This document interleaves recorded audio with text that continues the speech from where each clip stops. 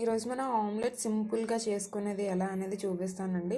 First మనం onions cut చేసుకొని onions కొంచెం టొమాటో ఒక పచ్చిమిర్చి ఒక గిన్నెలో యాడ్ చేసుకోవాలండి.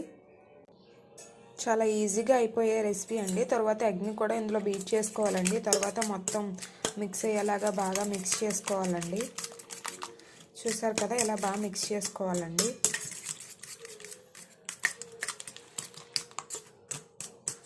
ఆ తర్వాత ఇందులో మనకి ఉప్పు సరిపడినంత యాడ్ చేసుకోవాలి. కారం, కొంచెం పసుపు అండి, చిటికెడు.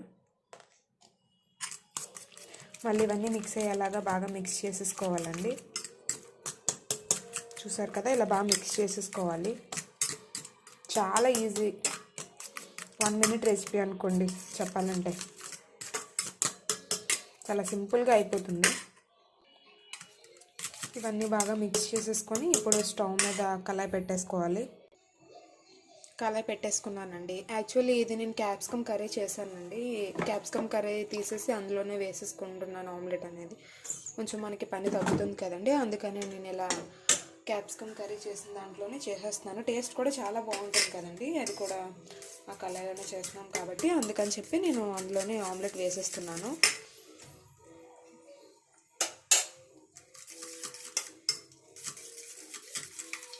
చూసారు కదండి, ఆయిల్ కూడా యాడ్ చేసుకొని ఆయిల్ కొంచెం హీట్ అయ్యే వరకు వెయిట్ చేసి మనం ఈ ఆమ్లెట్ని అందులో యాడ్ చేసేసుకోవాలి. ఓకే అండి, ఇప్పుడు ఆమ్లెట్ మిక్స్ని ఇందులో యాడ్ చేసేస్తున్నాను.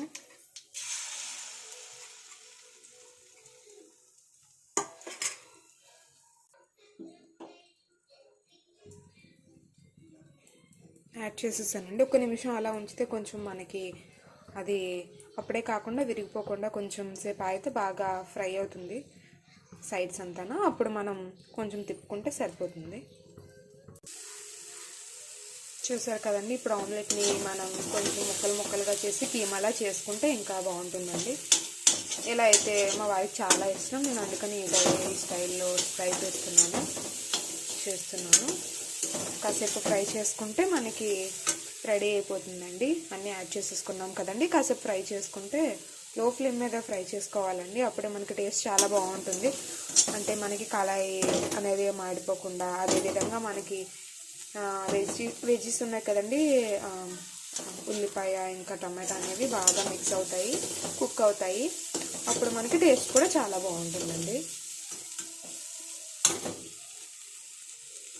చూసారు కదండి, థ్యాంక్స్ అండి. ఎవరైనా ఫస్ట్ టైం మా ఛానల్ చూస్తుంటే లైక్ చేయండి, షేర్ చేయండి, కామెంట్ చేయండి, సబ్స్క్రైబ్ చేసుకొని థ్యాంక్స్ అండి.